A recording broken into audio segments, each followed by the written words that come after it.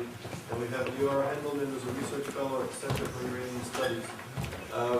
We have four, I think, very important talks, so we're going to get to it quickly. And so, Dr. Klaus. Very good. Well, I thought that I would start with the good news and then end with the bad news. But I should tell you from the beginning, the good news is not very good and the bad news is very bad.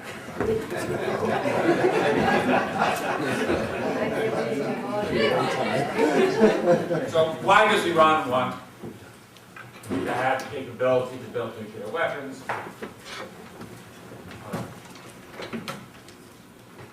The good news is that, as of yet, there really is no major actor on the Iranian political scene who thinks that Iran should provoke an apocalypse in order to bring the return of the hidden imam.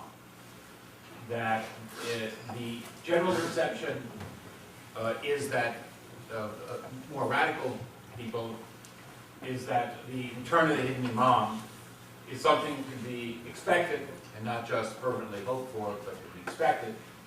And that when the hidden imam comes, there will indeed be a bloody apocalyptic battle in which most non-believers will die. But, at least so far, their conception is that we should prepare for this day, which will come soon, not that there are things that we can do to hasten it. And certainly not that we need to provoke a great battle in order to hasten it. However, I worry. By the way, if you're interested in knowing more about this subject, we published in the Washington Institute a very detailed study about apocalyptic politics by Mehdi Haji, spent 14 years studying the problem. And what I worry about is that the crowd that now has power in Iran is largely people who are more influenced by folk religion than they are by the great philosophical traditions. Khomeini was very much the product of Qom's seminaries, which emphasized this great philosophical tradition. Khomeini is very much the product of Mashhad, where the seminaries have as a principle that reason is inappropriate in matters of religion. And furthermore, Khomeini is an individual, certainly Ahmadinejad is an individual, profoundly superstitious people who believe all sorts of things that are contrary to reason. Khomeini is personally convinced that with sufficient faith, one can teleport oneself around the world. That's Khomeini, not Ahmadinejad. And more than that, if we get to the level of Ahmadinejad, he is someone who has spent most of his life thinking that his revolutionary Islam is more real than the American Islam of the Ayatollahs, some of whom he's been arresting. And therefore, that he knows better than they do. And that the folk religion, which he likes, doesn't have any great texts. It's not quite the case that he makes it all up. But it's certainly not emerging out of a centuries-old tradition. He could therefore change his mind about the question of apocalypse. For one thing, Ahmadinejad is firmly convinced, as are most of the people around him, and are many of the people of that generation from which he emerges, namely the generation of people who were involved in the war against Iraq, and that is the generation which is really taking over in Iran from the revolutionary generation, that with sufficient elan, as the French would say, that one can triumph. And this generation is profoundly ignorant of the outside world. And that is why we get the kind of comments from Ahmadinejad in the last month. He's been going around explaining repeatedly that Iran is the world's greatest power, that the countdown to the disintegration of the corrupt West has already begun. And he really means this. When Kofi Annan went on his goodbye tour, farewell tour before he left office as Secretary General, and he stopped in Tehran, the New York Times account was described how in Ahmadinejad, meeting in Annan, complained that the structures of the United Nations were too much based on the world of 1945 and not contemporary realities. Ahmadinejad went on to add, Britain and America may have won the last World War, but we intend to win the next one. Kofi Annan had not even known there was going to be a next World War. But Ahmadinejad really does think that Iran's revolution leads the world's 1-point-some billion Muslims, and that they can indeed triumph in the World War. And furthermore, he taps into a revolutionary strand in this Islamic revolution, which sees a common cause in people like Chavez, who's been to Tehran 6 times, Ahmadinejad twice. Now,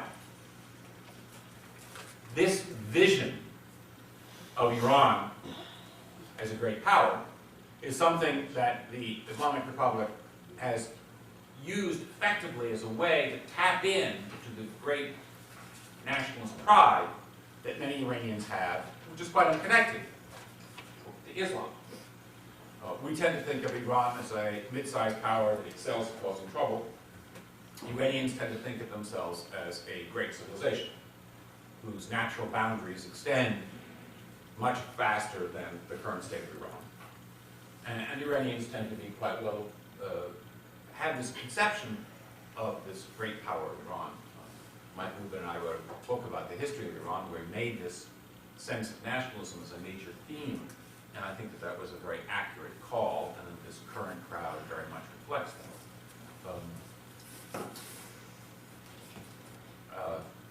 And that is simply unacceptable to Iran's neighbors. And Iran has been unsuccessful at gaining the kind of influence that it thinks it naturally deserves. And this drive for nuclear capabilities is largely rooted in its desire to have the kind of influence which Iran thinks is its natural due. Now, that's not because Iran intends to drop nuclear weapons on all of its neighbors. It's because, in fact, the possession of nuclear weapons, or even just the possession of nuclear capabilities, creates ambiguity about whether or not one is or is not a nuclear state. Something that the author of mine and I call nuclear ready. That can provide an umbrella for a whole variety of dubious activities. Let me just give one simple example. If it were widely felt that Iran might have its covert nuclear weapon, then the discussion that would take place in the Israeli Defense Forces about whether or not to intervene in Gaza could be an entirely different discussion if Iran said that such intervention would be contrary to Iran's supreme national security interests. The way in which the IDF would approach that question would be very different. And if the Iranians were to openly and blatantly provide Hamas with longer-range missiles, not just short rockets, but longer-range missiles that could reach Tel Aviv, again, the discussion in the IDF about what to do about this situation would be entirely different if Iran were thought to be nuclear capable. And that is a way in which these nuclear weapons have historically been used. Frankly, most of the countries which acquired nuclear weapons engaged in foreign policy adventurism after they got them. So we now know in great detail Stalin's encouragement of the North Korean invasion of South Korea. So we saw not long after the Chinese got nuclear weapons and their provoking of incidents on the border with the Soviet Union attempting to acquire territories back. As we see with the Pakistanis and the episodes with the Chinese, both the Kargil Glacier, which came close to becoming a full-scale war, and also the attack in Indian Parliament. So there is a long history of foreign policy adventurism after acquiring nuclear weapons. And I would argue that this, rather than defensive motivations, is at the core of what Iran is interested in with the nuclear capabilities. Because If we look at Iran's situation, there is no real need for Iran to have nuclear weapons. And more importantly, if we look at the security debates inside Iran, those who are the most important decision makers are not concerned about any putative threat to invade the country. Now, if we just start with the first, which is what is the reality, I would just like to remind people the reason that countries have signed the Non-Proliferation Treaty. Well, no, let me just start with Khamenei's conception. That's more important. More important to start with how the leaders themselves view things and what they see as their problems. Now, Khamenei is very clear about this. What he worries about is cultural invasion, not military invasion. He thinks the way in which his regime is vulnerable and fragile is to a velvet revolution like that which overthrew the Czechoslovak government, because he thinks that the West is very effective at its propaganda and sponsorship of civil society organizations, and that what happened in Eastern Europe could certainly happen in Iran. That's his reading of the events of 1997 to 1999, flirtation with reform, is that the youth, women, and intellectuals would love to abandon the Islamic Republic, and that is what he fears could lead to the overthrow of his regime. I mean, that's why he throws a 67-year-old grandmother in jail for months, because he really does believe that's what can bring down the regime. And puts on television a show explaining this, which goes into detail about the close collaboration between George Soros and George Bush in their common effort to bring down the Iranian government. Now, somebody coming from Washington, the idea that Mr. Soros and Mr. Bush work together is intriguing.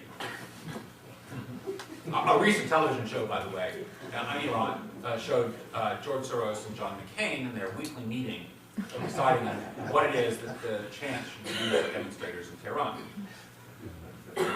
Fictionalized. So that's Khamenei's conception of the threat to his regime is not military invasion.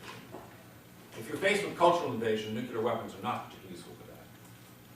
But the realities of Iran's situation are also that nuclear weapons would be unhelpful. Because the reason that most countries do not want nuclear weapons is because while they might think that weapons would be pretty good to have for defense purposes, they realize that if they got weapons, so would their neighbors. They would start an arms race. And indeed, since Iran's nuclear program has accelerated, there have been more than $60 billion in arms orders placed by countries in the region. Arms primarily aimed at Iran. Iran's neighbors are richer and better placed than Iran, and they will win an arms race. And the great fear of major powers is that, in fact, that this race will turn nuclear. To be blunt about it, the reason that the French really care about Iran's nuclear program is not because of Iran's threats to Israel.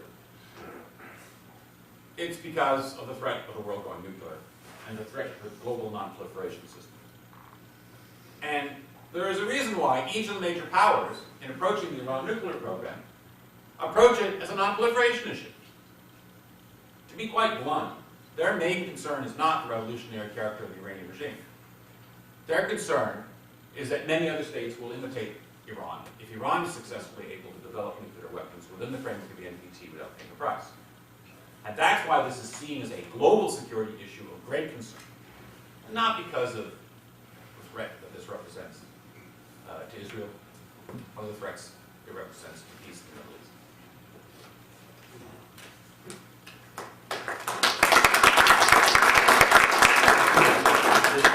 And he'll be speaking, his talk is entitled Countering Iran's Geopolitical Designs. Thank you very much.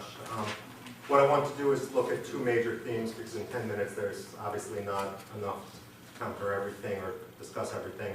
One would be the nuclear program, and the second would be the challenge posed by successful application of Iranian soft power. First of all, one of the basic problems which we so often skirt around is, does Iran need nuclear energy to fulfill its needs? Iran's electricity consumption is growing at around 8% per year. By 2012, annual consumption could be between 202 and 289 billion kilowatt hours. By 2015, Ministry of Energy estimates is that Iran will have to increase its capacity by about 1/3 to 60 gigawatts. But Iran already relies on natural gas-fired plants to produce about 75% of its electricity.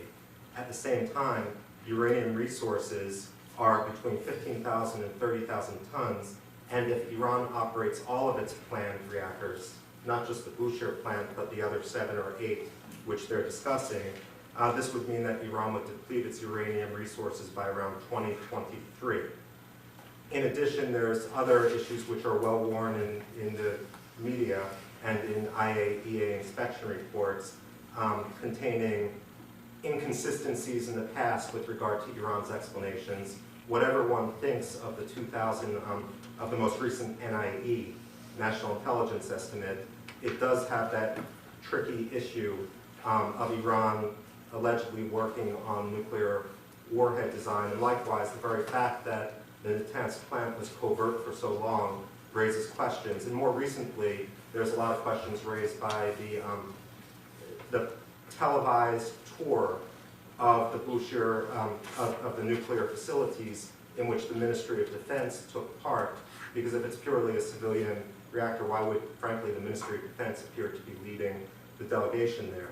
The big problem for the US, and I agree with Patrick, I'm less worried about the millennialism, and I'm less worried about Iran simply dropping a nuclear bomb on any state, although I don't want to be so arrogant as to gamble with the lives of anyone in the region or elsewhere. But it's the issue of Iranian overconfidence, should it feel it has a deterrent. And also, the biggest problem for diplomacy, which we're not really talking about, is what if Iran doesn't produce a nuclear weapon, but it achieves a similar breakout capacity similar to what Japan has? In that, if Japan chose, it could withdraw from the NPT and assemble a nuclear weapon within about a week. And how do we deal with such a possibility with regard to Iran? I don't want to engage, international relations isn't just about consistency, and it's not just about moral equivalency, and I would assert quite firmly that there's a major difference between a Japanese government with nuclear breakout capability and the Islamic Republic of Iran with a similar breakout. I'm going to come back to the nuclear issue in a second, but I also want to talk about some aspects of Iranian soft power, since this is an abbreviated talk. And very much in the news has been Iranian outreach to Latin America, to which I'm going to also add what's been less in the news, which is Iranian outreach in Africa. The point of this will be showing that Iran, perhaps while Iranian nationalism, while the shrinking of Iran's borders from the Safavid era through the early Qajar period to the present, has led the Iranians perhaps to have a sense of a near abroad, not a desire to reconquer territory, but a desire to have a paramount influence in the region, whether that's Iraq, whether that's Western Afghanistan, and so forth. That it seems now that Iranian strategy is utilizing soft power to create a global interest, if you will, which I'm not sure that the US and other Western powers have started yet to counter if we deem it to be in our interest. In Venezuela, Ahmadinejad, for example, said, "Together we are growing stronger, and in truth, no one can defeat us." Motaki, Foreign Minister Motaki, bragged recently that there would soon be $18 billion in Iran-Venezuela trade. Iran's embassy in Managua is the largest embassy of any country in Latin America. If one looks at the numbers of trips taken by statesmen, and this is one of the major facets of soft power, for every trip Ahmadinejad takes to Africa or Latin America, for every 4 trips he takes, George Bush takes 1. And that doesn't include the frequent shuttle diplomacy conducted by people like Ayatollah Shahroudi, who has been to Senegal, for example, many, many times. It does seem, when one looks at Iran's pattern of, if you will, picking out pivotal states, Venezuela, Nicaragua, Bolivia, Senegal, Zimbabwe, South Africa, that there is a pattern in which Iran isn't just exerting soft power without strings attached. There very much are strings attached, especially, for example, with South Africa in regard to support of Iran's positions in international organizations and so forth. In Sudan, Ahmadinejad defined the Iranian visits there with Omar al-Bashir as it being necessary to establish a common defense against international criticism. You support us in the nuclear issue, we'll support you in Darfur, and so forth. And so we have this aspect going out, and one can rightfully argue it's in any country's interest, pragmatically, to maximize its influence anywhere in the world. True. But I would argue that it's also in U.S. interest to try to counter some of that, and not just to see the playing field in this regard, especially when it comes to some issues on the nuclear issue. Now, what does this lead us to in return to U.S. strategy? I do think Iran is filling a vacuum, partly because, and it seems weird to get into the technocratic aspects of how bureaucracies are arranged, but of the over-compartmentalization of U.S. policymaking circles. The U.S. government, of course, has attention deficit disorder. That's been no secret, nor is it a partisan issue. The U.S. is infamous for only being able to focus on one or maybe two problems at a time. So you ask anyone on the National Security Council about Turkey, for example, a problem that may be in the middle tier, and you're lucky if you can get an answer. But one of those problems which we also do, aside from not having the cross-issue capability to coordinate policy and to notice what Iran is doing in Senegal as part of a larger challenge from the Islamic Republic, is that we also too often sequence our policies. It's all well and good to say that we should have diplomacy first. First of all, let me just dismiss one thing out of hand. I don't know any serious policymaker who who wants military action against Iran. More often than not, I see it in terms of the straw man argument put there in order to ignore the Islamic Republic from other strategies and other criticisms, people saying, there are people here that support that. I've yet to see them. I don't know. I don't believe in the whole big Cheney conspiracy and everything like that from everything I've seen, and from also trying to figure out how one operationalizes decision-making when one only has 5 people in his national security staff and so forth. At any rate, sequencing. It's all well and good to have diplomacy first, and yet at the same time, people like former CENTCOM Commander John Abizaid are saying, even if Iran develops a nuclear weapon, that it's possible to contain. And yet people in Washington are talking about, and people in Washington are also talking about how we can contain. But what few people talk about is containment, in actuality, is a military strategy. It's a military strategy that requires repositioning of forces. It's a military strategy that includes, for example, reconfiguring the qualitative military edge formula used by Israel and the US Congress to determine what weapons systems and other systems and aid and support can be sent to the moderate Persian Gulf states in the Arab world, and so forth. We're not there yet.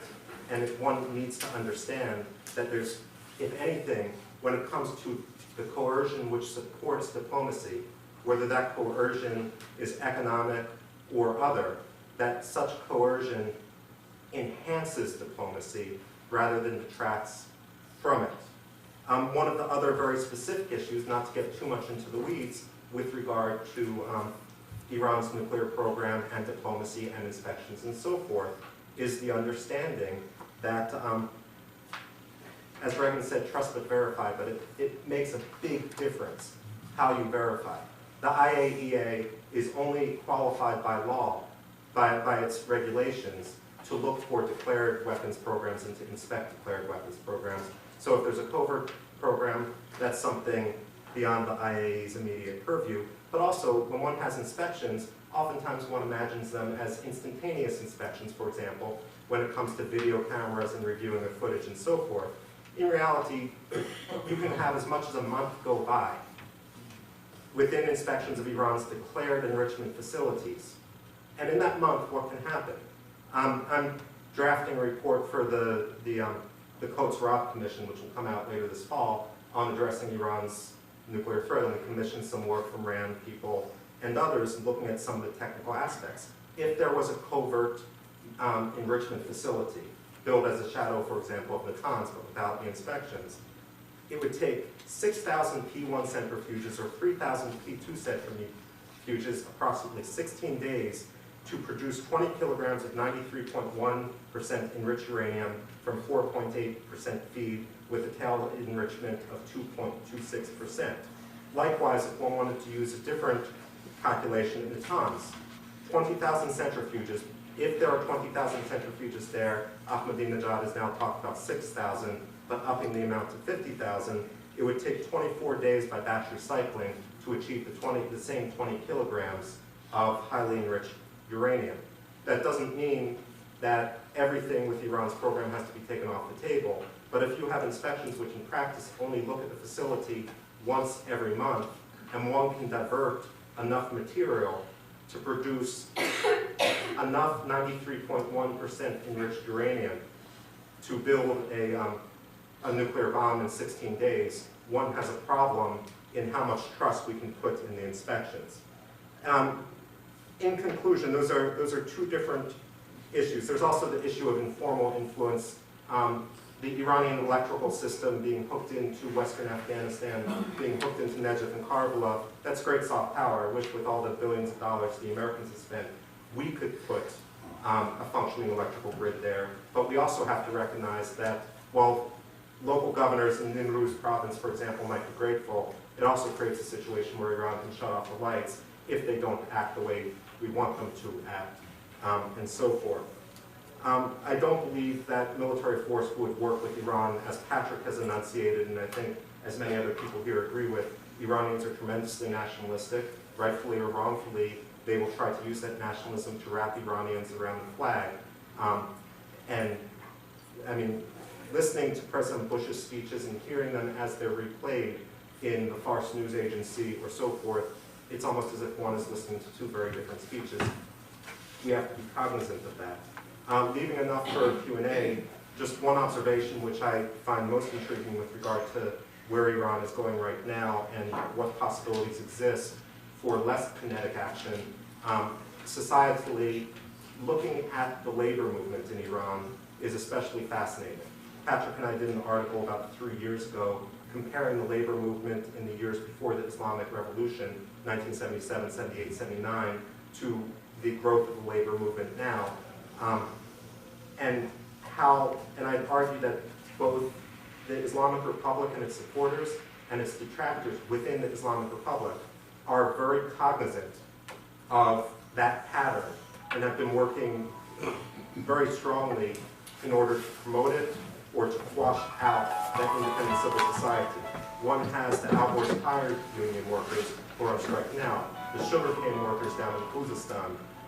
As Andrew Apostolou mentioned, the Vahid bus drivers, Mansour Osanlu is still in prison, and the most interesting thing about the Vahid bus drivers union is it's the first truly independent trade union. If ever there was a Gdansk moment, that is it. And arguably we've blown it. Now there can be a huge debate which is ongoing within the human rights community about whether US support helps or hurts, and if so, what kind of support, formal, informal, and so forth. I don't buy the logic that it's all negative. After all, oppression of human rights occurred well before the $6 million in direct democracy aid of what's often called the $75 million, and so forth. But let me leave it there because I want to leave enough time for the other panelists, and we'll have time for Q&A and at lunch and so forth to continue the discussion. Thank you. Next is Meredith Fack, and he's going to be speaking about Holocaust denial in Iran and the Arab world. Hi, I prepared 20 minutes lecture, so I'm in a rush, and I cut a lot of it. Holocaust denial appeared in the West at the end of immediately after the end of the Second World War, both in the West and the Middle East, independently of each other. Yet in recent years, it is more prevalent in the Muslim Middle East than in any other area in the world. Moreover, Iran is the only state whose leadership professes denial as a state policy.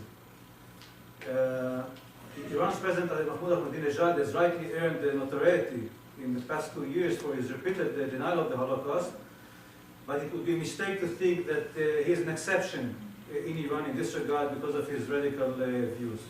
Rather, the entire Iranian leadership, starting from Supreme Leader Ayatollah Ali Khamenei, has been engaged in Holocaust denial for years. The difference between Ahmadinejad and others is more in quantity than in substance, and also in his appeal to Western audiences, whereas other Iranian leaders addressed their own constituencies in denying the Holocaust, so the world did not listen to them. Now, the Arab and Iranian Holocaust discourse is part of a broader anti-Zionist and anti-Semitic discourse which developed as part and parcel of the Arab-Israeli conflict.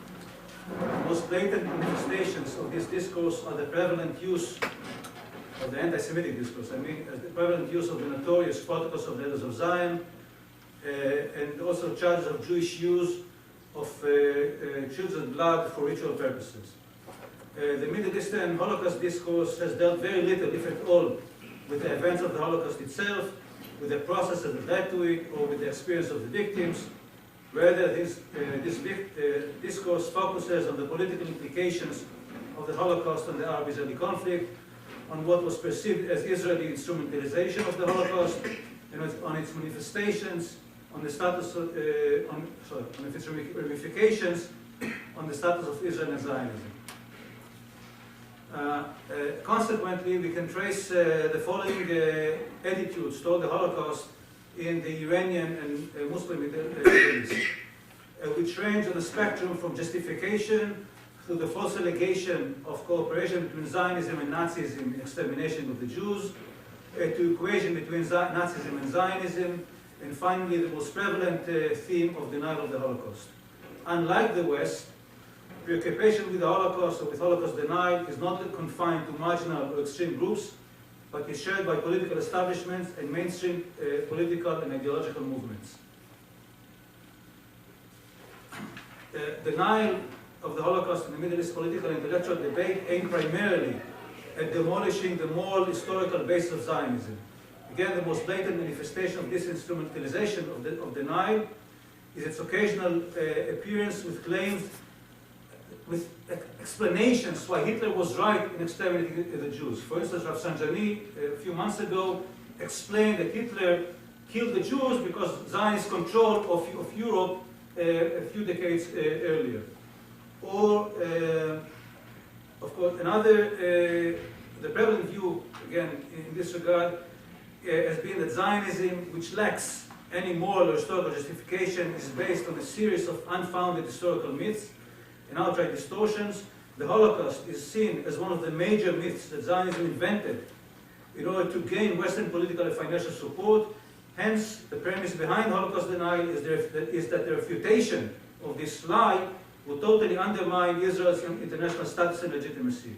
In addition, deniers sought to present Israel as an unscrupulous state that resorted to any means in order to extort Western financial and political support. The most prominent example, perhaps, of this understanding is a statement by Supreme Leader Ali Khamenei in April 2001 that, and I quote, the Zionists had exaggerated Nazi crimes against European Jewry in order to solicit international support for the establishment of the Zionist entity in 1948. There is evidence, he added, that a large number of non-Jewish hooligans and thugs of from Eastern Europe were forced to migrate to Palestine as Jews as part of this conspiracy. Presumably influenced by Arab Holocaust discourse, Iranians often employed contradictory arguments relating to the Holocaust, particularly denial and the accusation of the Zionism collaborated with the Nazis in killing the Jews. Again, as an example, former Majlis speaker Mehdi Keroubi, who is considered to be a reformist and other in domestic politics, explained in an anti-Zionist rally in October 2000 that Hitler's massacre of innocent Jews in Germany, only Jews in Germany, not in other places, was a conspiracy of the Zionists, and that David Ben-Gurion, the founder of the Zionist entity, had personally sent 40,000 Jews from Palestine to Germany to be exterminated by the Nazis. And then he added that only poor and non-Zionist Jews were killed, whereas the wealthy and the Zionists were spared. By the way, the Iranian press claimed that the Holocaust was an American myth in order to divert attention from American crimes in the Second World War and blame Germany. Again, the instrumentalization is also evident in the frequent equation between Zionism and Nazism, or between the so-called Gestapo-like policies of Israel and those of Hitler. But while vilifying Israel, such comparisons often serve to belittle the scope of Nazi crime and atrocities. Again, in a sermon on Jerusalem's Day on January 1988, Ali Akbar of Sanjani, the number 2 man in the Iran hierarchy, who prided himself to be an expert on Judaism and Zionism, explained that Israel was much worse than Hitler because Hitler killed at the most only 200,000 Jews, whereas the Zionists supposedly killed more than 1 million Palestinians. In addition, he argued that Nazism and Zionism are alike because Hitler's claims on Aryan supremacy are equal to Jewish claims of the superiority of the Jewish race. And again, the purpose of this equation was evident in a statement by Mohsen Rezai, secretary of the powerful Iranian Expediency Council and former commander of the Revolutionary Guards, who counted Nazism, apartheid, and Zionism as the 3 sinister, inhumane phenomena in the 20th century, and predicted that Zionism would finally meet a similar fate as Nazism, that is destruction. Now, Iran went further than any Arab country in hosting and officially endorsing and sponsoring Western Holocaust deniers who face prosecution in countries, and I can give you a list of names which I will skip for lack of time. Again, the most maybe prominent example was the French Holocaust denier Garoudi, who was, after being convicted in France, came to Iran, was given audience with Supreme Leader Khamenei, with the reformist President Khatami, and many other state leaders, and Iranians also collected money to help him pay the fine which he was supposed to pay. Now, to conclude, I want to make some general observations. Iran Holocaust denial is not a consequence of ignorance of historical facts. The great effort to provide denial a pseudo-scientific basis reflects a certain awareness of the enormity of the valid evidence of the Holocaust. In addition, the exclusive reliance on Western Holocaust denial is a product of selective and manipulative reading and borrowing of material published in the West, and a conscious disregard for the vast scholarly, publicist, and literary output dealing with the Holocaust that does not suit the Iranian ideological conviction. It is also reflective of a broader phenomenon of the narrow and superficial borrowing from the West, which is typical of Islamist movements as a whole. However, whereas in Europe, Holocaust deniers represent fringe elements that are still despised by mainstream intellectual and academic circles, in Iran, again, the most senior government officials and the media and academics play a leading role in Holocaust denial while endorsing the Western deniers. Consequently, the Iranian public is not exposed to the other more truthful aspects of history. Now, while Iran professes to be anti-Nazi, such denials minimize the extent and depth of Nazi evil and brutality. Again, the selective reading of Western denial literature and the contradictory arguments raised by some of the Iranian writers raise the question of their own genuine belief in their own arguments and statements. It is very likely that ordinary Iranians, again, who are not exposed to Western academic literature on the Holocaust, do believe in the propaganda that they are being served. But also we have to remember that contradictions are not uncommon among anti-Semites throughout history. So it is perfectly possible that the Iranians genuinely believe in what they say.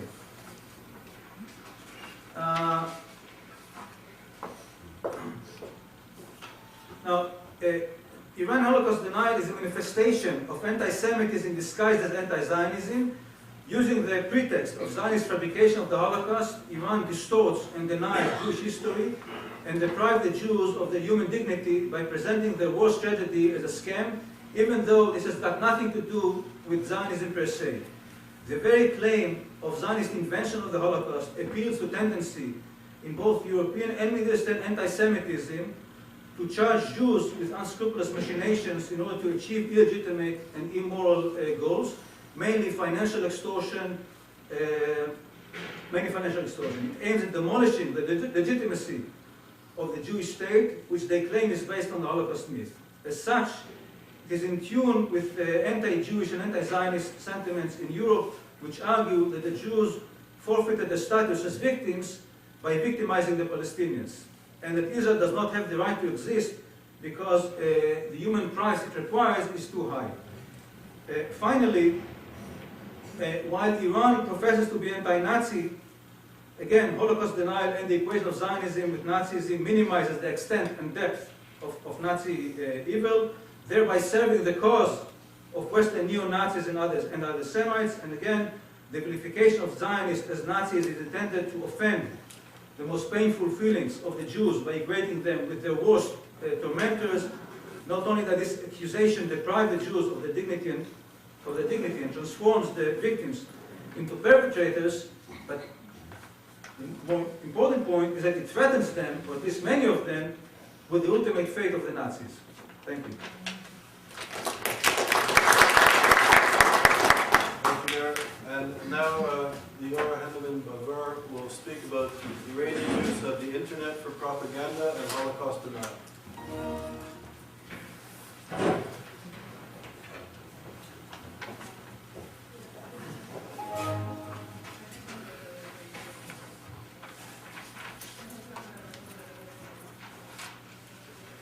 There are currently two leading trends in approaching the relations between new media and states. One, identified as the determinist approach, assumes that news and propaganda can no longer be totally controlled by particular governments or commercial media. There is a vast quantity of internet and satellite channels of alternative news that can be easily accessed by ever-growing audiences. The internet has the potential to politically empower populations and expose them to diverse contents. The flow of information is also challenging regimes of all sorts. A second trend, identified as the instrumentalist approach, assumes that states hold a wide variety of strategies to secure and retain their power in the age of information technology. Even if the state does not try to maximize its control over the internet, single ownership of the media and narrow interests, whether political, economical, or others, limit the diversity of voices, free integration of public opinion and national debates. No less important, internet technology offers new channels for states to implement and advance their policies and reach much wider audiences than the old media. My presentation is based on an ongoing research of monitoring the different usages of modern information technology in Iran during the course of the past 3 years. While the two mentioned approaches can be applied to the Iranian case, as I've shown on other occasions, I would like to focus today on several cultural aspects of the Iranian propaganda net online, specifically in light of Mahmoud Ahmadinejad's inflammatory rhetoric, which combines denial of the Holocaust with the delegitimation of Israel's right to exist. For the sake of the argument, I will use propaganda in its widest sense, meaning the management of collective attitudes by the manipulation of significant symbols and ways in which they are manifested culturally through media propaganda and news spectacles online. In this respect, the Iranian propaganda net online includes an official and unofficial or semi-official dimensions. The official propaganda is transferred through several channels and directed to different target audiences. First, there is the Iranian local audience. Second, Iranian expatriates and exiles. Third, the Persian-speaking communities, especially Afghanis and Tajikis. There are also propaganda which is directed to foreign audiences, like non-Iranian Shiite population, Arab-speaking populations, non-Arab Muslims, and non-Muslims. In recent years, the Iranian regime has invested tremendous resources in the internet. Among other things, the Islamic Republic has used the internet to export the Islamic ideology of Ayatollah Khomeini, to advance Iran's aspirations for regional hegemony in information and communication technology development as well, and support its political ideology against the US and Israel. For these ends, the Islamic Republic have established a very impressive multilingual and multi-channel internet presence that includes news outlets, news agencies, government websites, Iranian leadership websites, and satellite and internet TV stations. In addition to these channels, the Iranian government is engaged in launching cultural events and spectacles supported and documented by online activities such as the International Exhibition and Conference. Well-documented events online include the exhibition of October 2005 and the conference World Without Zionism held in Tehran, where Ahmadinejad quoted Ayatollah Khomeini by saying the Imam said the regime occupying Jerusalem must vanish from the pages of time. A second event was the Holocaust International Cartoon Contest of 2006. The contest was launched as a counterattack against the Muhammad cartoons published by the Danish newspaper Jyllands-Posten on September 2005. Via website of irancartoon.ir, artists from all over the world were invited to send satirical cartoons about the Holocaust. Most of the cartoons were posted regularly on the website. From the official Iranian standpoint, this event was intended to show that when it comes to freedom of expression, the West places its own limits. During the contest and the exhibition that followed, Iranian media outlets repeated the theory about the Holocaust being a myth. The director of Iran's Center for Cartoons and curator of the contest, Masoud Tabatabai, said on Iranian national TV that the exhibition website was attacked twice by Zionist circles, that the exhibition's management received thousands of threatening emails and offers of money to prevent from the opening of the exhibition. It was also reported that the site was obviously be put down by the Americans, but it was not. Now let's watch just a very short report about this exhibition. هولوکاست زنده‌سوزی جمعی انسان‌ها در تاریخ دو بار مطرح شد. یک بار در فاصله زمانی بین نبوت حضرت مسیح و بعثت رسول اکرم صلوات الله علیه در یمن اتفاق افتاد، زمانی که به دستور پادشاه وقت انبوهی از مسیحیان به علت اینکه حاضر نشدند از مسیحیت اعلام انزجار کنند و به دین یهود درآیند در آتش سوزانده شدند. اما بار دیگر پس از جنگ دوم جهانی ادعای هولوکاست یک بار دیگر در تاریخ مطرح شد که افسانه بیش نبود، افسانه‌ای که حکایت از کشتار 6 میلیون یهودی دارد. الهام بوران، شبکه خبر.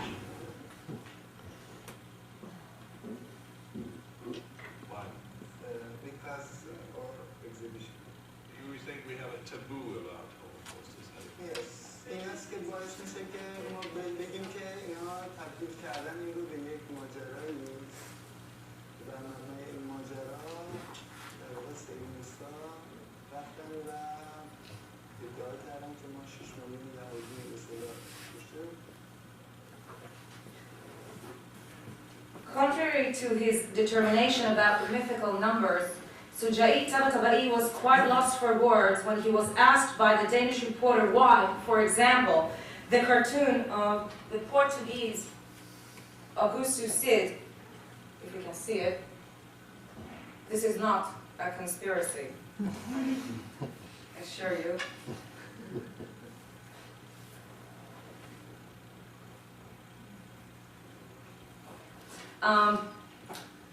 The cartoon by the Portuguese cartoonist, we will have to see it like this.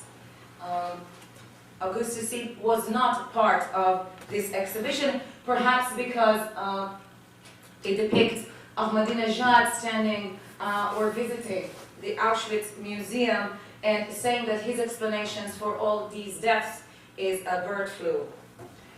Currently, the Iranian House of Cartoon, with collaboration of SyriaCartoon.com, hosts the international contest Death in Gaza with a very similar theme to the Holocaust exhibition. The deadline is actually today. Another feature of the Iranian propaganda net involves documentaries of either short cartoon segments or complete series accompanied by an introduction of like-minded scholars and narrators. One example is The Merchant of the Myth, featuring some of the most notorious Holocaust deniers in Europe. The following animated examples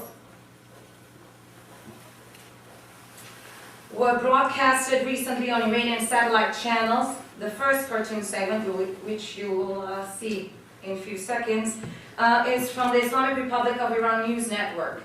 It depicts a buried swastika that grows a giant and threatening Star of David. Generally, there are several repeated motives in these productions which are very similar to current online anti-Semitic and anti-Israeli propaganda in the Arab media. Yoel Kutek, a political scientist at the Free University of Brussels, indicates that anti-Zionism has become a civil religion in Belgium. Its credo is that Palestinians are always right and the Israelis are always wrong. In his vast research about Arab media and anti-Semitic cartoons, Kotek identifies 10 major repeated themes in, again, Arab media. The first motive is presenting Jews, Zionists, or Israelis as inhuman. Second motive, presenting Israel as a Nazi state. A third motive involves the appropriation of the classic motive of deicide, the murder of God, following the betrayal of Judas. Fourth motive, zoomorphism, presenting Jews as animals.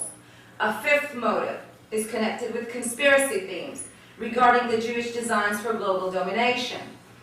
A sixth motive relates to the corrupting force of the Jews. A seventh motive, blood liability. Eighth motive, infanticide. Ninth, Muslim want peace, Israel do not. And 10th motive, apologies for suicide bombers, terrorism, and violence. The justification for Islamic violence is apparent in the second segment that you can see right now, which is part of an ongoing series titled The Child and the Invader.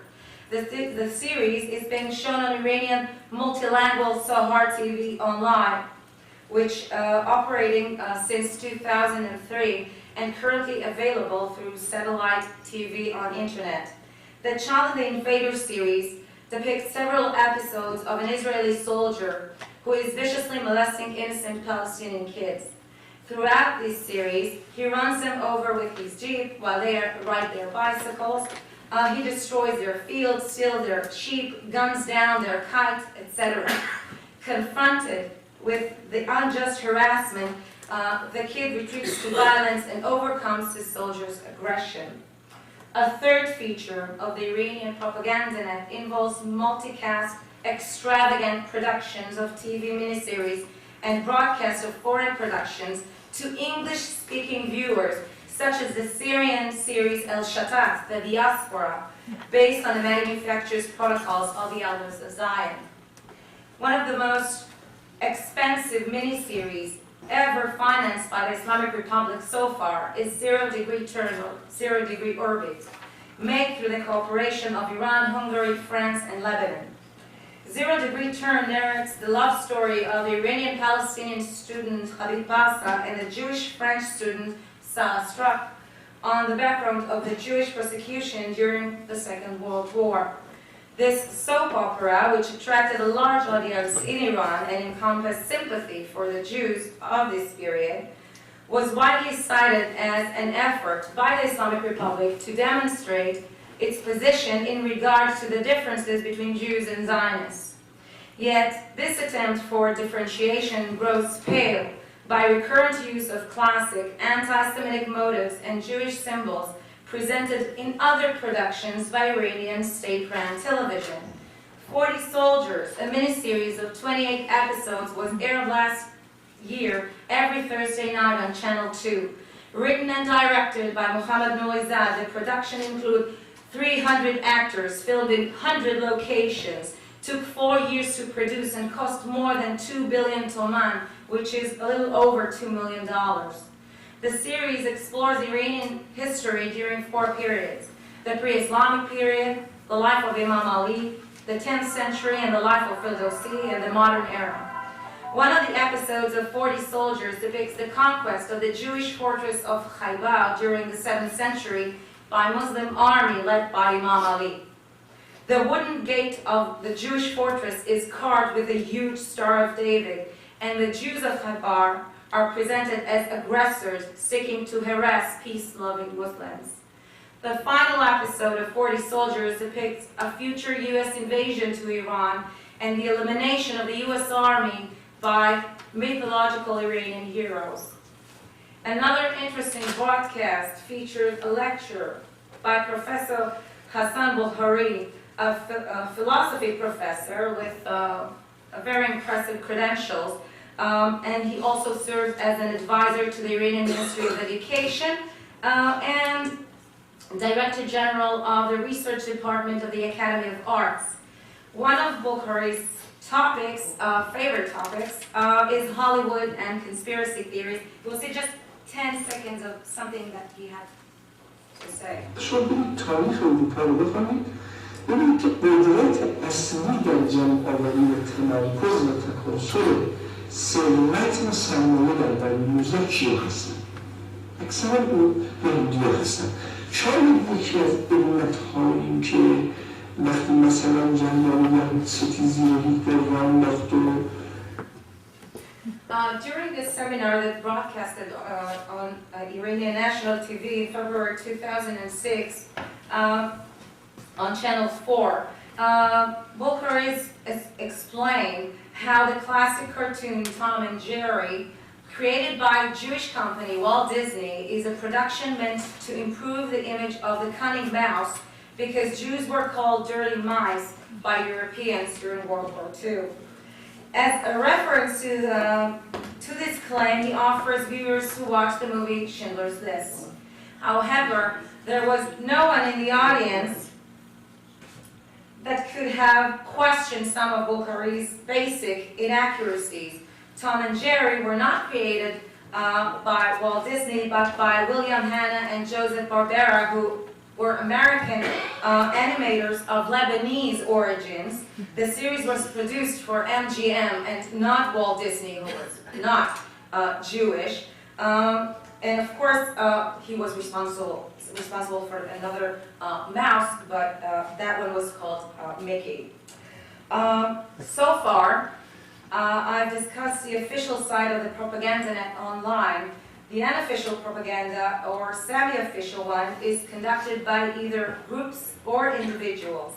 In most cases, these individuals form part of a group, belong to an organization or an online forum or community. Similar to the official propaganda online, it operates on several channels. Setting up websites, online forums, news portals, and web blogs, such as Ahmadinejad's blog, Sahel TV, for example, initiated an unofficial internet branch called Sahel TV Europe. Its objective is, and I quote, "Our purpose is distributing the works which you are carefully kept away from by Zionists and international Jewry. Our greatest concern is offering opposition to the criminal pseudo-religion Zionism and international Jewry.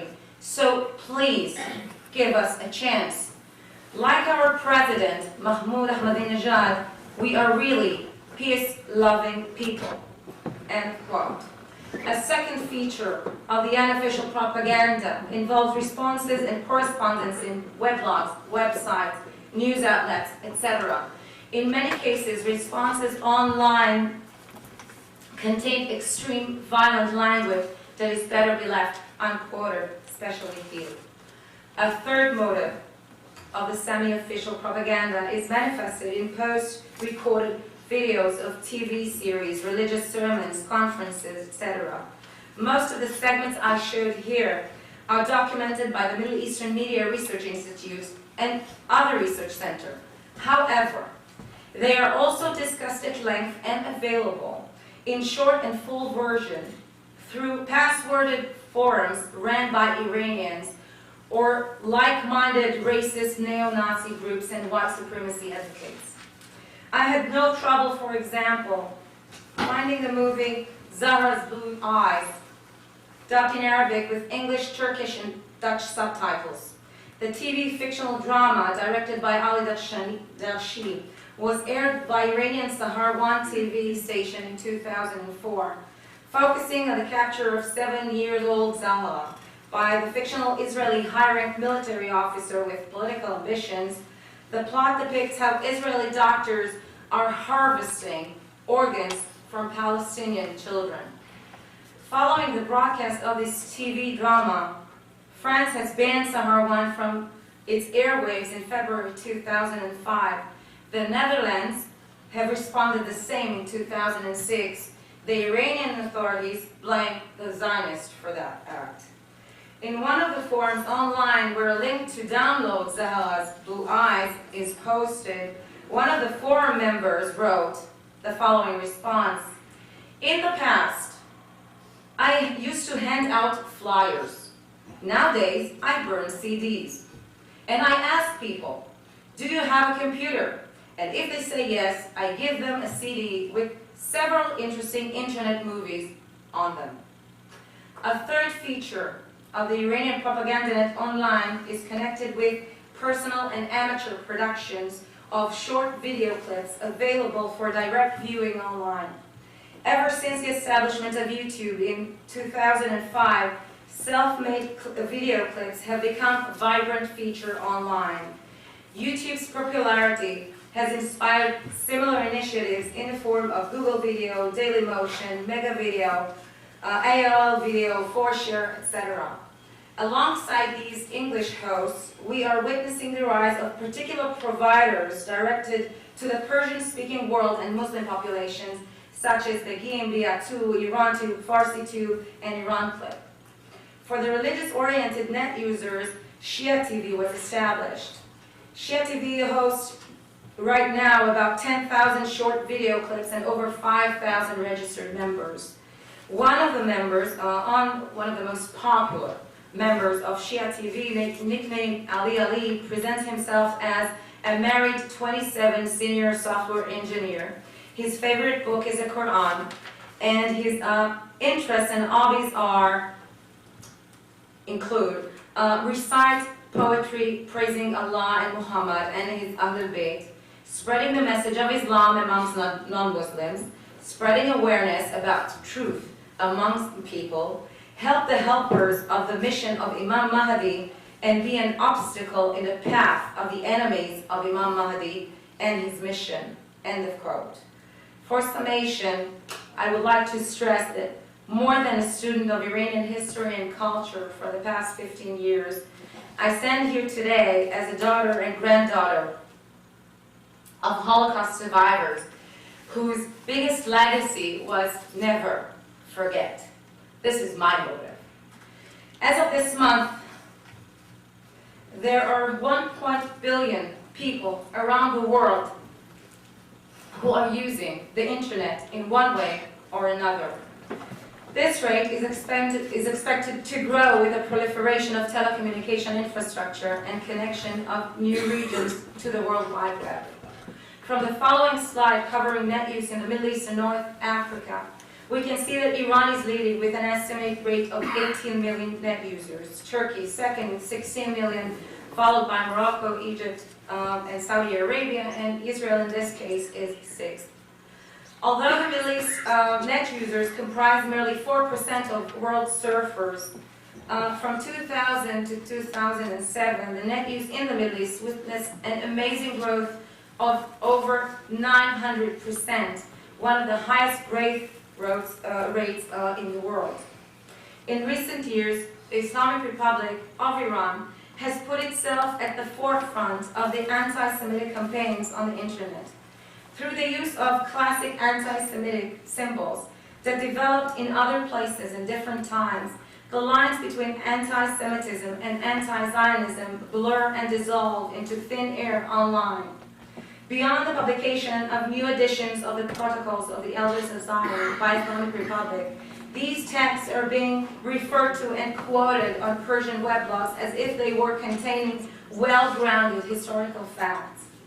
Yet besides these trends, voices, sites, and images, Diverse countries, organizations, groups, and individuals are active online. Cultural propaganda is by no means one country's trade. To support this last point, I shall allow the final video clips, and I will end my presentation with it, and it will speak itself.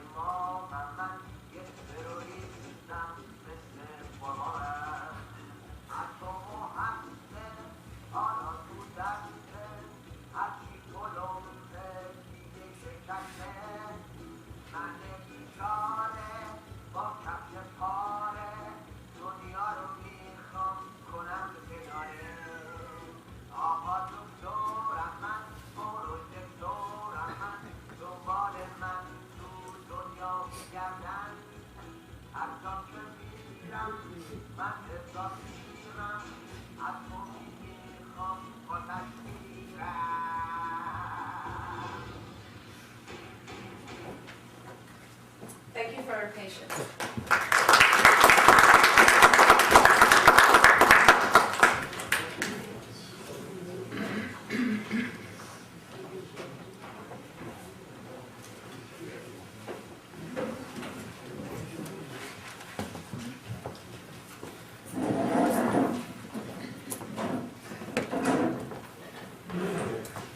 Thank you very much. Are there any questions for the panel?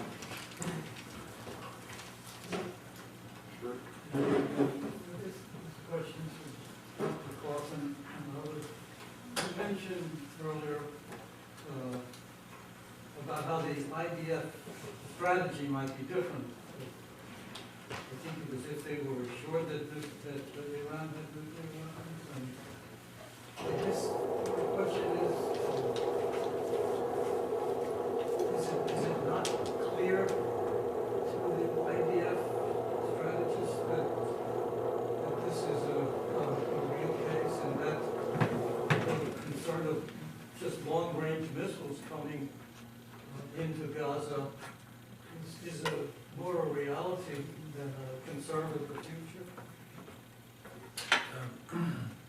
I was just trying to suggest that in the event that Iran had nuclear capabilities, that the IDF was worried might actually translate into having nuclear weapons, that the IDF would take that into consideration in thinking about military operations, be it in Gaza, be it against Syria, be it against Lebanon, in the event of provocations in any other places. I was just trying to give an example, perhaps a poorly chosen one, of how even ambiguous nuclear capability by the part of Iran would make a difference in the politics of the Middle East.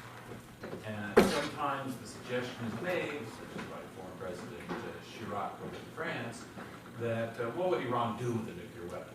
Because if Iran ever used it against Tel Aviv, then Iran would be destroyed in retaliation. I was trying to illustrate how even an ambiguous nuclear capability can in fact help advance the interests of the country and influence the politics of the region. That was my sole point.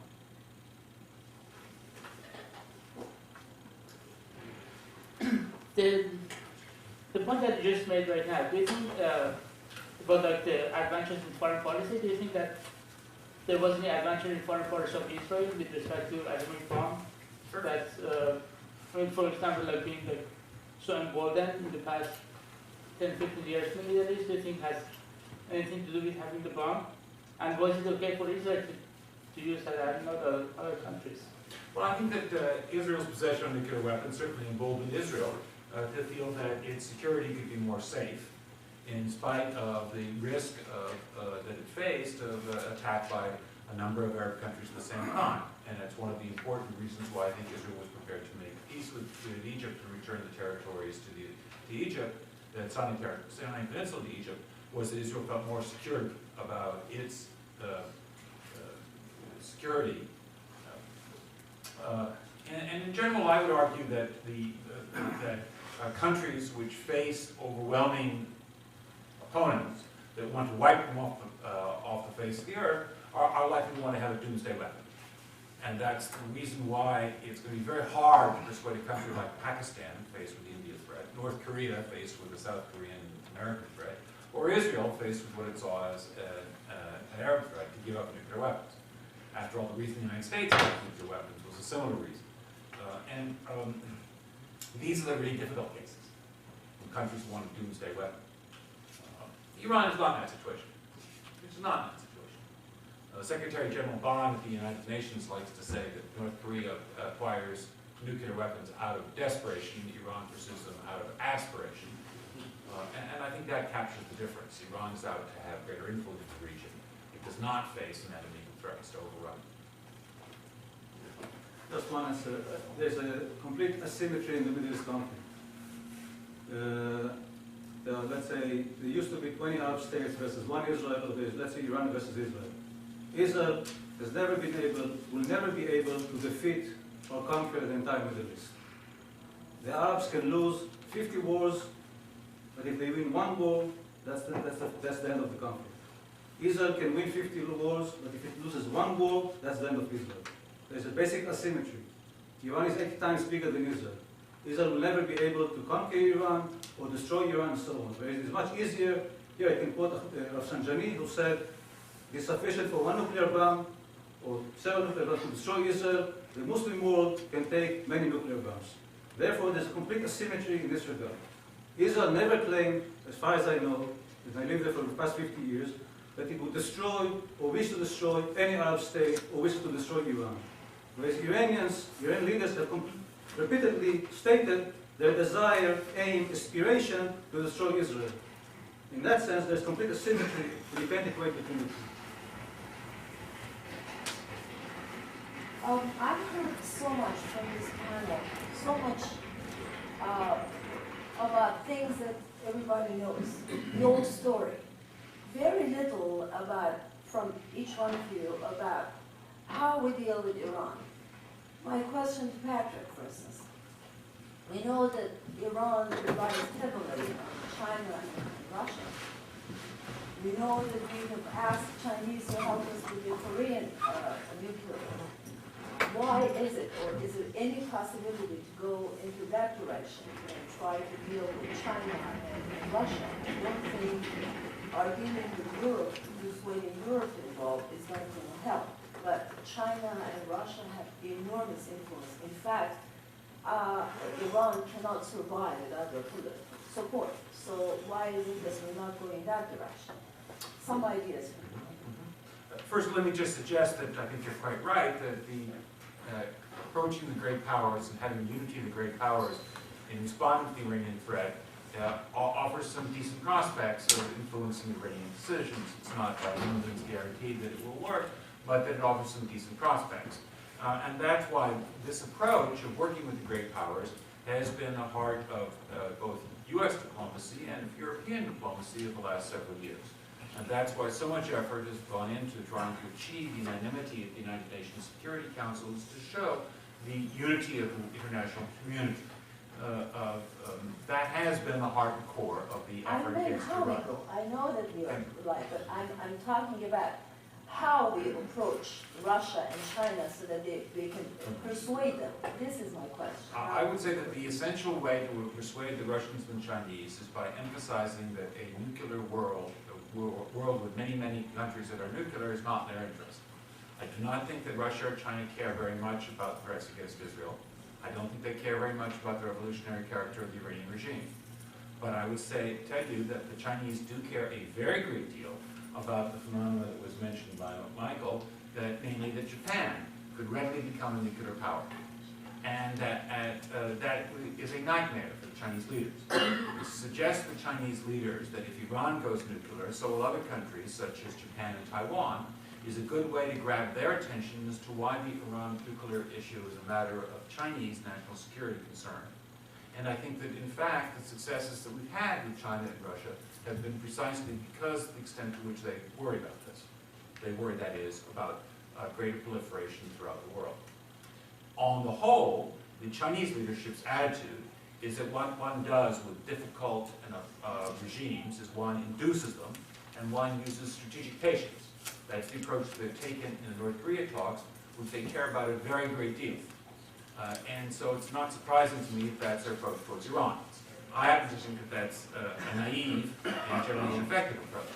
But I do think that that is the Chinese approach to this matter. Anybody else on the panel? Alon and then. I want to refer to another nuclear activity.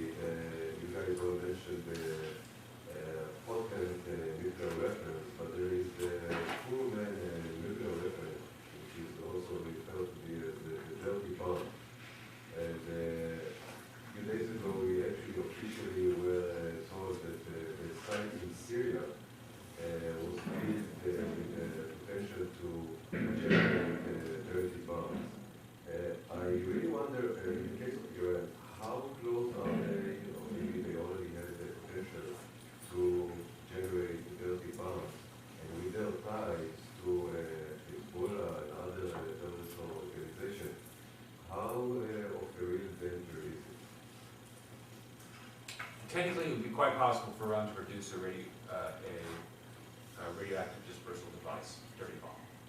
There are not any technical barriers I'm aware of that stand in their way of doing that. If I could just add to what Patrick said for a second, forensically, Patrick is absolutely right. Forensically, whether Iran acted directly or by proxy, it would be a lot more difficult to claim it for there to be plausible deniability in case of an Iranian use of a dirty bomb either directly or by proxy. Yeah, actually, there's an interesting phenomenon that when a bomb explodes, it, of course, destroys most of the radioactive material. So, in fact, forensically, it's quite difficult to determine the source of the bomb. But with a dirty bomb, because the material still continues to exist, it's actually forensically easier to determine the source of the bomb. Mr. Bilderman. This question is for the representatives of Tel Aviv University. When Nasser made provocative remarks over and over again against the survival of Israel, Israel took quick preemptive steps, and we know the results of the Six-Day War. How long will Israel be patient in the view of these far more provocative remarks and propaganda from Iran? In other words, how long is Israel prepared to take these insults and abuse from Iran before they do something? Israel did not act against Egypt because of the provocative remarks. Israel did not act against Egypt because of provocative remarks, otherwise it would have been at war for the entire existence. Israel attacked in 1967 after the Egyptians violated the 1956 agreements, and they poured army into Sinai, and they formed a military alliance which was poised to attack Israel. Only then did we attack Egypt. So I don't think that Israel would ever attack Iran because of provocative remarks. I think it would be a totally unwise policy. I hope it would never be done. Frankly, I'm far from being enthusiastic of Israeli action, military action against Iran. It's far beyond Israeli capabilities, and you certainly would not attack Iran simply because of provocative remarks. Otherwise, we should have been at war since 1978, and we will not do so. I'll just add one thing.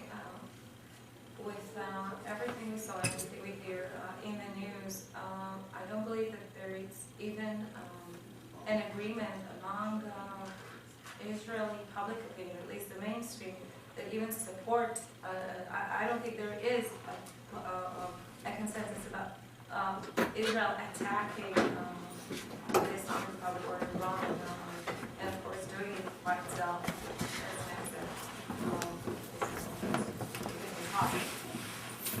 If I could just add one issue. One of the issues which is oftentimes left out of the discussions, whether a U.S. military strike, an Israeli military strike, or for that matter, an other military strike, sometimes people bring up in public debate the whole issue of the YIISA strike against Iraq in 1981. The biggest difference with Iran is that, while YIISA was a concentrated location, if there were to be any military action against Iran, given the dispersal of its program and the nature of its program, it would take about 1,400 sorties. And what you're talking then about in any strike is a complete lack of tactical and operational surprise. And it's just one of those complicating factors that oftentimes we don't talk about when throwing around these popular, these scenarios which are popular in public debate. Professor Gordon? Yeah, I think there was a comment about, at least I got from your comments, that if the Iranians were to get a nuclear weapon, and the idea of they're simply using it against Israel, of course, that would be a suicide gesture on their part. But is it maybe a little simplistic to think of it in those terms if you consider that, first of all, of course, they could use maybe nuclear weapons by proxy through their terrorist clients, and I realize that you just sort of talked about some of the implications of that. But even on a more, I guess, complicated level, once they have the nuclear weapons, and if their foreign policy changes and their view toward how they interact with the rest of the world, that you could imagine situations where they could get into conflicts where there could be an escalation, and where, because their views have changed and because they're more likely to get into situations of escalation, they could use nuclear weapons. It's not just so simple that they would get it and then just use it. It would change the way they interact with the rest of the world and put themselves in more of a likely situation where they might use it. Exactly. I agree with you. And what I'm saying is, if Iran got a nuclear weapon, I'm not sure that the immediate situation of, oh, we've got a nuclear weapon today, tomorrow we're on Israel, I don't think that's going to happen. But I agree with what you're saying. What I should say is whether they act by 2 points, whether they act directly or by proxy. I mentioned in my presentation about laying the groundwork for containment and understanding that containment is a military strategy, even if it's not a kinetic military strategy. On the same way, deterrence indicates if there is going to be successful deterrence, it mandates an understanding that if Iran, directly or by proxy, utilizes nuclear weapons, that there will be a similar response against Iran. If there's going to be transparency to enable deterrence to work, politicians and officials need to be able to say that. At this point, there doesn't. And this brings the second point, which to me, look, when I read things on the internet or Washington papers, and living in Washington, Washington's famous for its navel gazing. Everyone assumes that things happen around us. Oftentimes, my frustration with U.S. policy is that I don't see any strategies. They play chess, we play checkers. And the issue then becomes our reaction, which leads to the greatest danger, which I think you're highlighting, and I just want to highlight what you're highlighting, which is the greatest danger, in my mind, is an overconfidence developing, a misreading of what the U.S. red lines are, to the point where we could stumble into a conflict that neither side wants. Yeah, just a quick joke. Many years ago, when an eminent political scientist wrote an article in a book on the theme that if countries acquire nuclear weapons, and they become much more serious and sober in their calculations because they realize the terrible destruction that could be visited upon them if they were to use these nuclear weapons. And this author was arguing that therefore the spread of nuclear weapons was good for global stability. And one of his eminent colleagues said, what a wonderful proposition. Let us apply the same principle to automobiles. Let us tie sticks of dynamites onto the front and rear bumpers of every car in the world, and then we can rest confident that there will never again be an accident.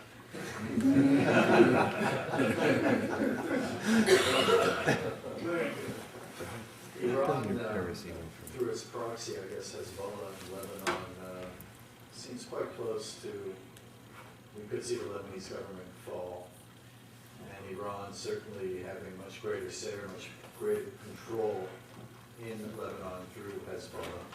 And now the border of Egypt and Gaza seems to be open, and who knows what kind of weapons are flowing into Gaza, and Iran is certainly aiding and abetting the Hamas regime. What do you know about Iran's gas and chemical weapon capabilities and the potential that Hezbollah or Hamas may use it? And to the Israelis on the panel, why is the Israeli government sitting almost paralyzed watching Hezbollah completely rearmed? And who knows what's flowing into Gaza, and how long is this intolerable situation going to continue? If I could just make a small comment about your question. The UN Security Council resolutions about Iran's and also about Lebanon have included prohibitions on the import of weapons into Lebanon and prohibitions on the export of weapons from Iran. Yet Iran, the leader of Hezbollah tells us that Hezbollah now has 40,000 rockets that the IDS estimate is higher. I think it's unfortunate if we adopt Security Council or elsewhere these tough-sounding resolutions and then do nothing to enforce them. So I think we have to be very careful in thinking about what it is that we have as a declaratory policy to make sure it fits with what we will actually do. And therefore, I think it would be very inappropriate for the Israeli government to make tough-sounding statements about what it will do against Hezbollah and Hamas, unless it thinks through very carefully and clearly whether or not that is in fact in Israel's national interest. If they make those tough-sounding statements, I certainly hope they follow through on it.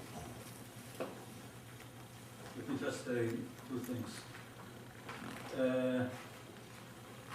Suppose we attack Lebanon tomorrow to disarm Hezbollah. What then? Are we going to stay in Lebanon for the rest of our history? It's impossible. We tried it once, it failed miserably. The moment we will withdraw from Lebanon after such a bloody war, Hezbollah will be armed again. It goes back to my other question. We can never totally defeat Arabs. Only we can do is win time until the next eruption of violence. Therefore, it is not in our interest to start unnecessary wars unless there is absolutely no other alternative. The same thing goes with Gaza. Okay, we'll invade Gaza tomorrow. We'll clean Gaza. How many casualties for us and for the Palestinians? What then? Are we going to stay in Gaza for the rest of our lives? Because once we withdraw from Gaza, there's all likelihood that Hamas or whoever is there will rearm. So in a sense, such wars should come only when there's absolutely no other alternative, when the situation becomes totally unbearable. Fortunately, so far, and again, if you look at Hezbollah, Nasrallah said during the war later that had he known the kind of Israeli response, he would not have started what he had done in June 2006. This is the way to prevent future wars, not to start them whenever they rearm, because again, otherwise we would always be engaged in constant wars, full-scale wars, which we cannot do. If I could just throw one point out of what Patrick and Maria said. When Bill Clinton, and this also plays into the whole issue of diplomacy and so forth and how to best do it. When Bill Clinton went to Camp David II, without putting blame on one side or the other for the failure of Camp David II, no president, whether Democrat or Republican, goes to something of that stature without expecting to have a signing ceremony. And he came out of that feeling burned. One of the lessons learned in that was applied to the Libyan negotiations. The British, when they were doing the preliminary Libyan negotiations, it took about 3 years for the British negotiators to determine with confidence that Muammar Gaddafi would listen to and abide by who they were negotiating with. Now, this also applies with regard to Iran. It's wrong to say that we don't talk to Iran. We've seldom stopped talking to Iran, both officially and unofficially through proxies and so forth.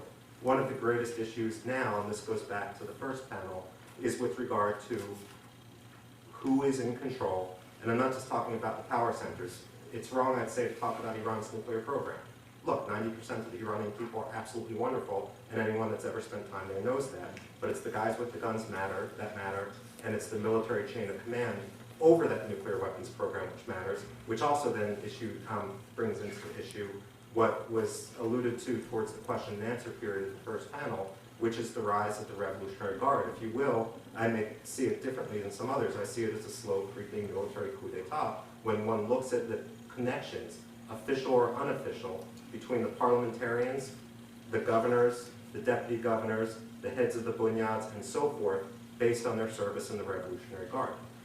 And so in dealing with diplomacy and dealing with these issues, determining the sincerity is a key factor, and that's one issue which we haven't really been able to nail down yet.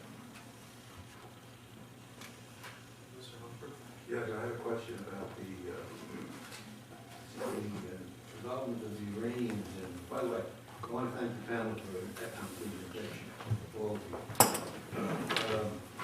Iran has been responsible for training terrorists, supporting Hezbollah, and doing a lot of mischief in the area, dealing with Syria, and so forth. How do you see this resolving itself? Is this going to continue forever? Will they continue to be adversarial conditions with Iran, or will in some way find a solution short of war? Where do you see this resolving itself? If I may tackle this first, first of all, I look forward to your presentation on this, because one of the greater issues which I think undercuts countering terrorism is the lack of an official definition. Denying it isn't helpful. One of the panelists on the first panel had been quoted in March 16th in Diplomacy Irani as saying that terrorism is a myth, and that neither Hamas nor Hezbollah are terrorist groups. I think that's wrong, and it's the wrong approach. If I had to pick a definition of terrorism, and one needs to pick a definition of terrorism first in order to develop strategies to counter it, I would argue for a very simple definition. Terrorism is the deliberate targeting of civilians for political gain. And unfortunately, we don't. There was an article written by an Australian counter-terror expert who wrote that in surveying policy practitioners across the globe, there's over 100 different working definitions of what terrorism is. So no, I don't think it's going to go away. It's a useful asymmetric strategy. The rise of the 24-hour news media amplifies the benefits of that, but ultimately it's not going to be defeated until the costs of conducting terrorist operations outweigh the benefits. And this goes back into also forensic.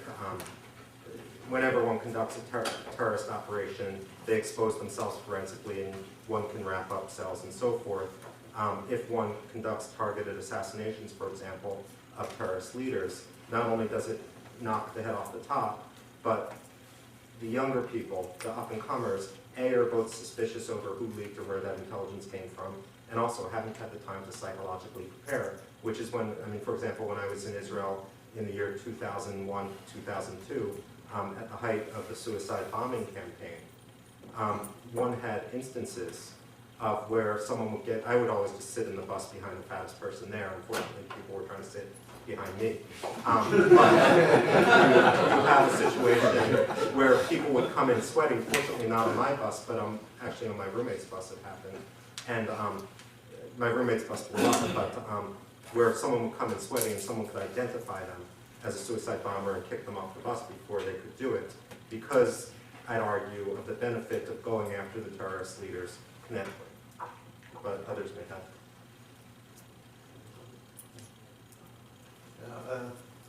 First, it was a good panel. I really think it was a very great panel. The Iran glass vis-a-vis Israel certainly has two sides. There is an empty, problematic side, and I believe there is also a positive full side. It's only unfortunate that the dialogue that's happening only looks at the problematic and the negative sides. And this is problematic and dangerous because Iran and the US, whether we like it, Iran and Israel, whether we like it or not, are engaged or intended, I would say, in what I call a spiral conflict. conflict that is based not just on reality, but also perceptions. It is extremely dangerous to just see that side. But at the end of the day, after all, what we can do with it. One thing I want to remind everybody that official Israel, and I say this because I studied, official Israel does not consider Iran, quote unquote, an enemy. And the Israeli legal system does not have Iran as an enemy defined. That's a place to start with from a positive perspective. That's number one. And aside from the history and so on. The second, very quickly, okay? I think the second thing is that I think it is important that we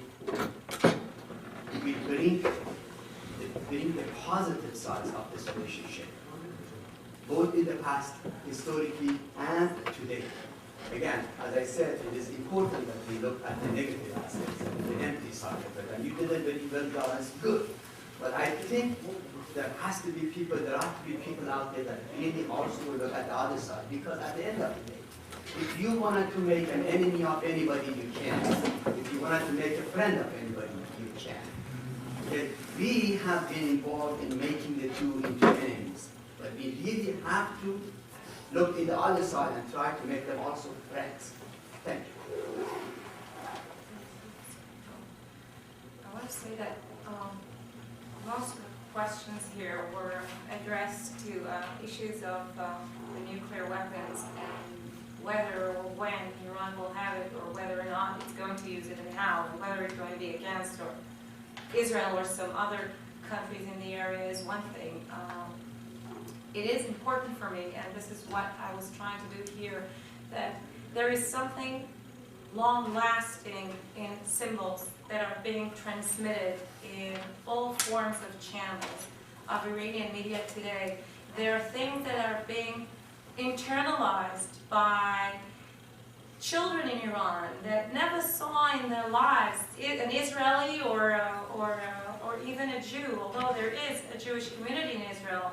And the only impression in Iran, sorry, in Israel too, and the only impressions that they get is that Jews or Israelis or Zionists look like this, and there is no counter-discourse in Iran itself to say otherwise. Of course, there are also Iranian officials in one way or another giving interviews mostly to Western media, and of course, following his declarations, Ahmadinejad was interviewed in many news outlets around Europe and in the US as well, trying to explain what exactly he meant, and of course his point of view.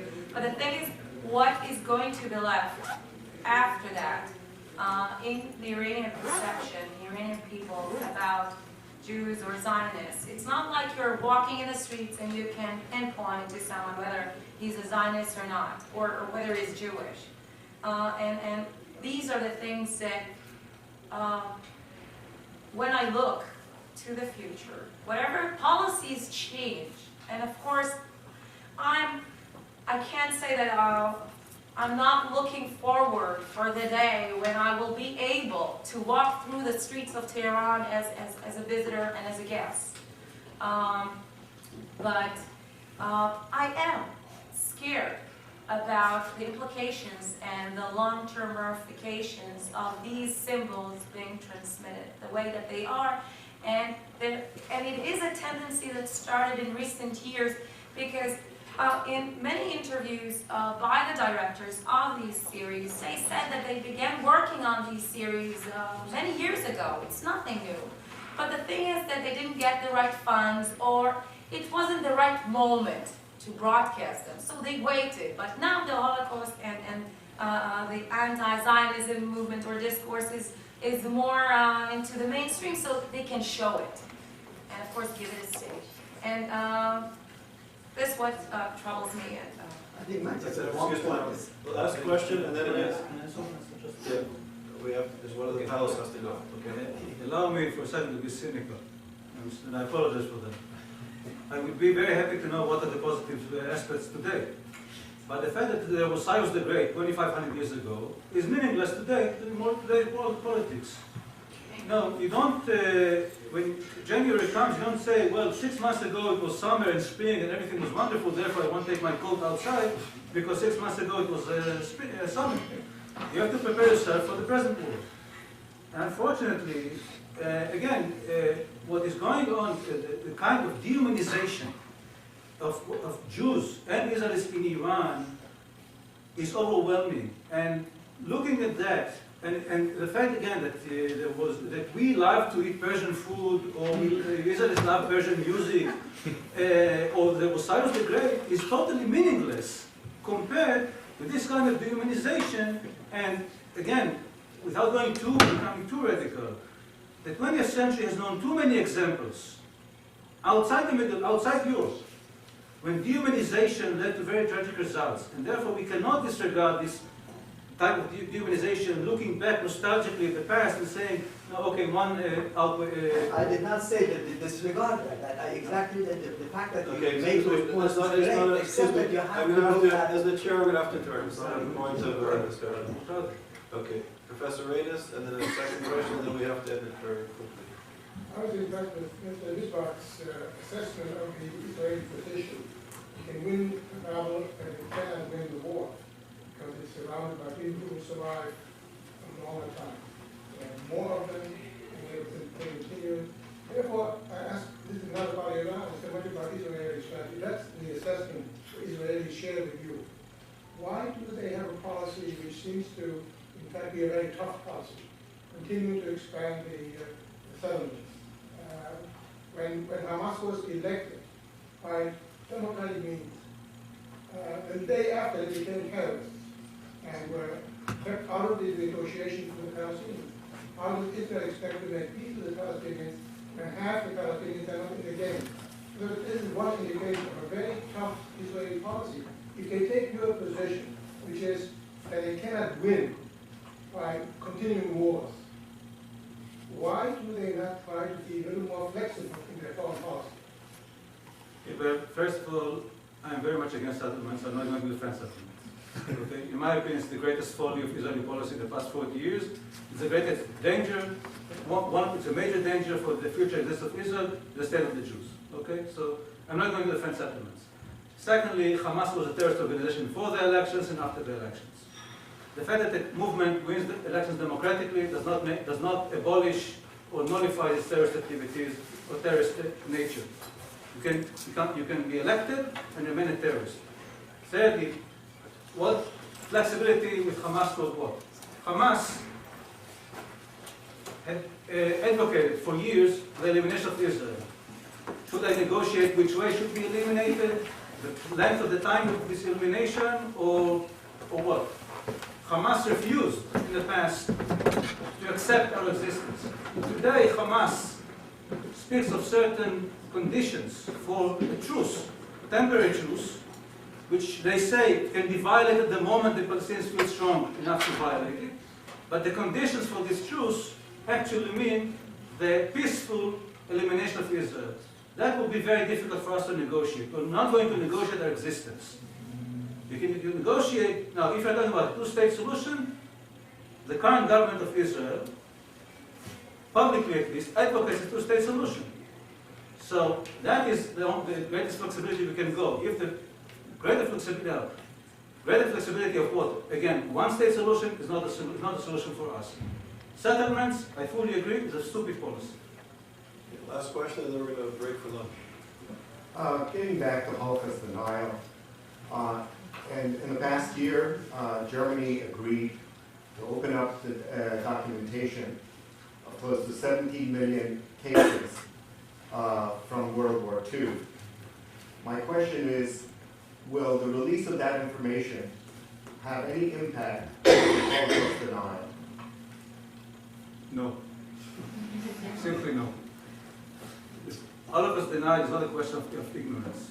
It's not that one document will convince Holocaust deniers that the Holocaust did occur. There's so far been tremendous amount of evidence on the Holocaust, any kind of evidence, documents, pictures, testimonies. If that has not been enough for deniers, then additional documents are welcome listed. Okay, so just before we break, I'm sorry, we have no more time. There's lunch outside in the back for everybody who's here. You're very welcome for it. And secondly, I'd like to say the conference is ending this evening at about 5 o'clock, and at about 7:45 this evening, not connected to this conference, a famous Iranian-born politician who's now the Deputy Prime Minister of Israel will be speaking at room SSS, which is at 1 Prospect. Shaul Mufaz will be speaking this evening at 7:45. You're all welcome. He's the Deputy Prime Minister of Israel. Shaul Mufaz will be speaking at 7:45 p.m. this evening, and it's open to the public. It's at 1 Prospect Street. It's room SSS. It's in Yale College. So please join us for lunch, and we're going to resume in about 40 minutes.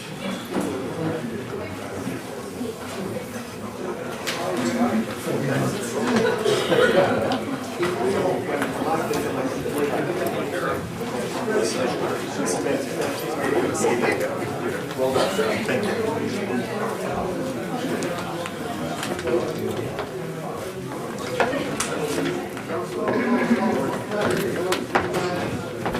Find out if they're secure, because I'm just going to leave my computer. You can subscribe or else I can't hear you, so I gotta leave it somewhere. Lauren will probably be out there at that time. Yeah, that's probably a better solution. Because they do tend to grow late.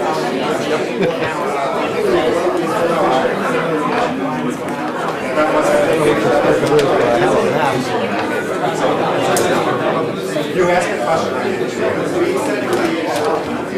We can debate.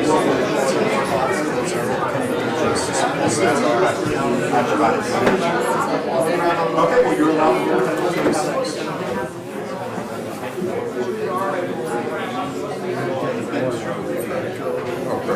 Go back and see us. I don't think so.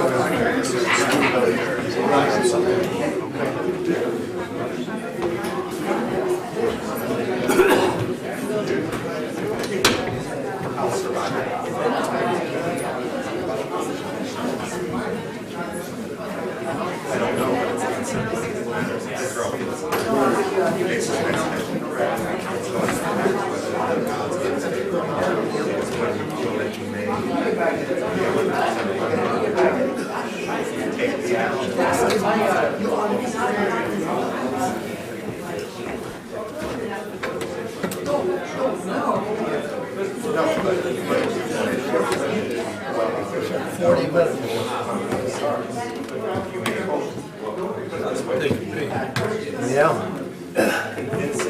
That'll be busy. No one wants this. That's right downstairs here.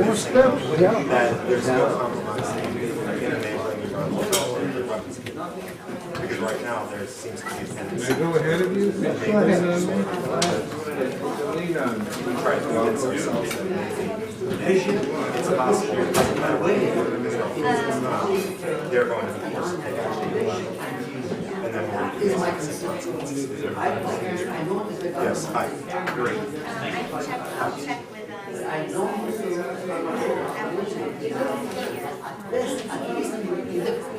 Okay. Are you related to Mark? Okay.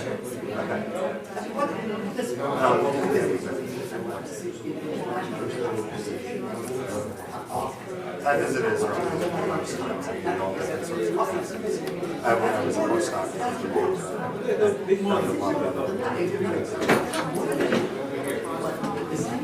I don't see Lauren around, so. Really? Probably not a good idea. Yeah. Okay.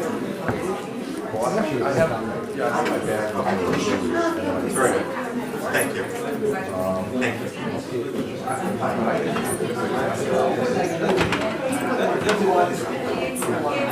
Oh, okay.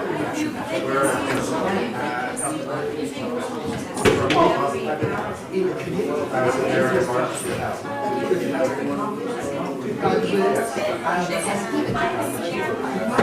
Okay. Excellent. Very good. Thank you very much. Yes. I mean, I'll be listening. Okay. No, I agree with what you're saying, sorry.